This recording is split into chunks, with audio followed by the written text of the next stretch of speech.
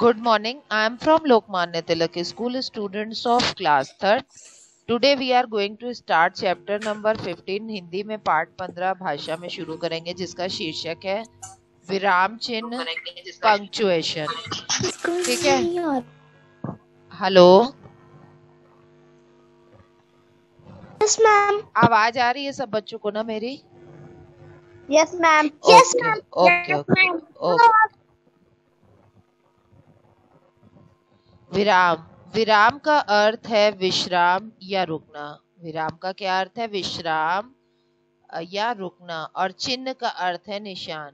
भाषा का प्रयोग करते समय अनेक बार हमें रुकना पड़ता है। हम लोग जब भी भाषा का इस्तेमाल करते हैं हमें अनेक बार रुकना पड़ता है, इसी को विराम कहते हैं। इसको हम लोग क्या कहते हैं? रुकने को या विराम कहते हैं। रुकना यानी कि विश्राम करना। लिखते समय रुकने के भाव को प्रदर्शित करने के लिए रुकने के स्थान पर विराम चिन्ह का प्रयोग किया जाता है। क्या हुआ? लिखते समय रुकने के भाव। अब आप बोलते बोलते रुक जाओगे तो अगला समझ जाएगा कि आप कुछ रुक गए हो, लेकिन लिखते समय रुकने के भाव प्रदर्शित करने के लिए हम जिन चिन्हों का प्रयोग करते हैं उन्हें विराम चिन्ह कहते हैं। हिंदी भाषा में प्रयोग किए जाने वाले विराम चिन्ह इस प्रकार हैं। देखिए, पूर्ण विराम, फुल स्टॉप।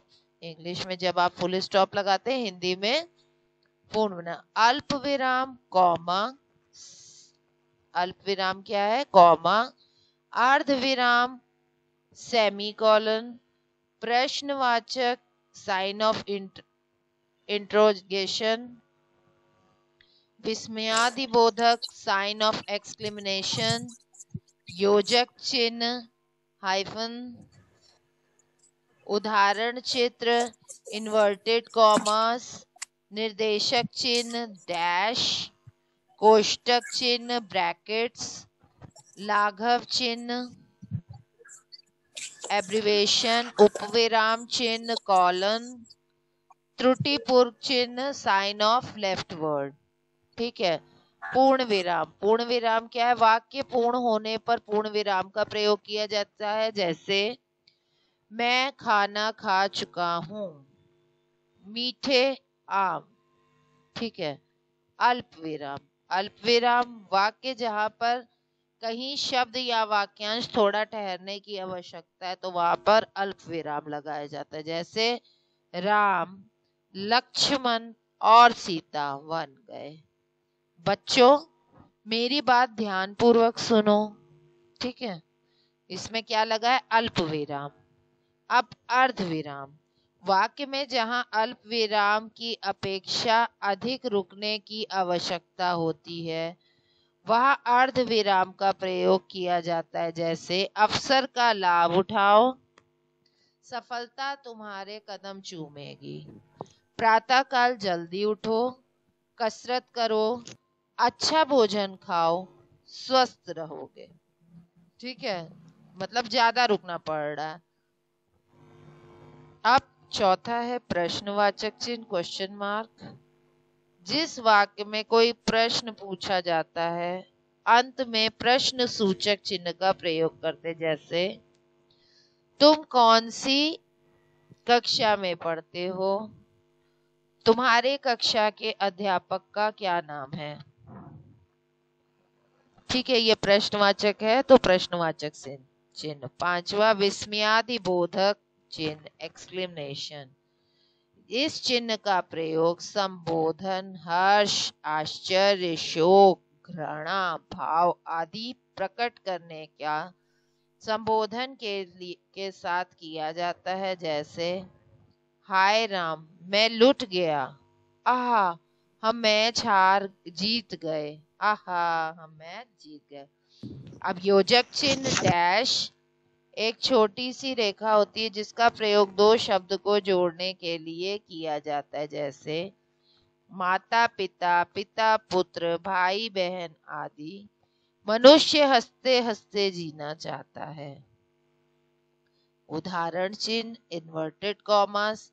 यदि किसी व्यक्ति के कथन या विचार किसी ग्रंथ की पंक्तियों को ज्यों का त्यों रखना हो तो वहां पर उदाहरण चिन्ह का प्रयोग किया जाता है, जैसे सुभाष चंद्र बोस ने कहा था। देखिए ये लग गए चिन्ह।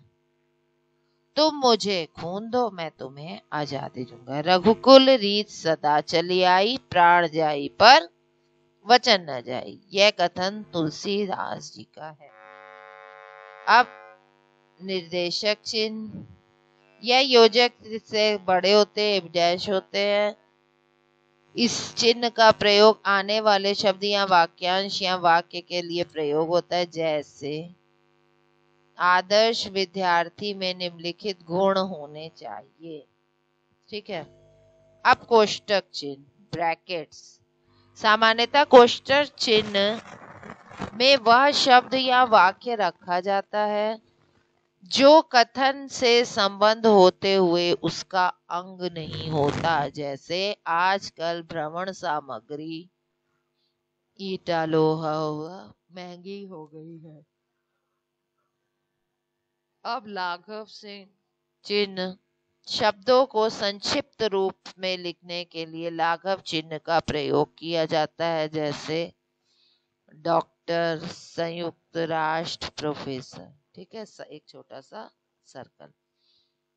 अल्प विराम चिन्ह, डबल डॉट, जहां किसी की बात को अलग करके दिखाना होता है, वहां उपविराम का प्रयोग किया जाता है, जैसे विज्ञान, वरदान या अभिशाप। अब त्रुटिपूर्व चिन्ह, लेफ्ट ओवर मार्क, जिस चिन्ह का प्रयोग किसी शब्द या शब्दांश के छूट जाने पर उसके ऊपर लिखने के लिए प्रयोग किया जाता है, उससे त्रुटिपूर्ण चिन्ह कहते हैं, यानी कि लेफ्ट ओवर मार्क। कुत्ते को, अब डंडे लिखना भूल गया इसलिए ऐसे करके लिख के डंडे से मारकर भगा दो। अब याद रखने योग्य बात इस पाठ की, विराम चिन्ह का अर्थ होता है रुकना। विराम चिन्हों के बिना वाक्य अधूरे रहते हैं। जिन वाक्यों में प्रश्न पूछा जाता है उसके अंत में प्रश्नवाचक चिन्ह लगाया जाता है। प्रश्नवाचक को छोड़कर सभी वाक्यों के अंत में पूर्ण विराम लगाया जाता है। अब देखिए इन सब में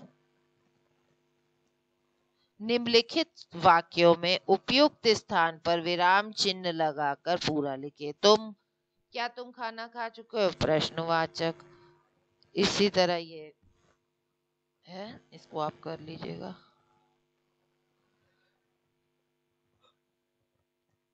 दिए गए विराम चिन्हों के नाम लिखिए। देखिए विराम चिन्हों के नाम लिख दिए।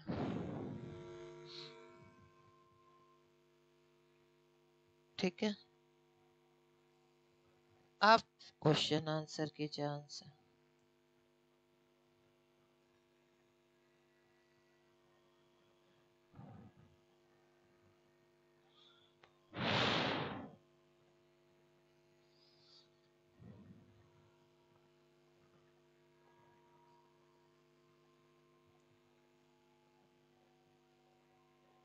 ठीक है, इसी के साथ आपका पाठ नंबर 15 समाप्त हो गया। सब बच्चे अपना वर्क कंप्लीट करेंगे। Okay, good day.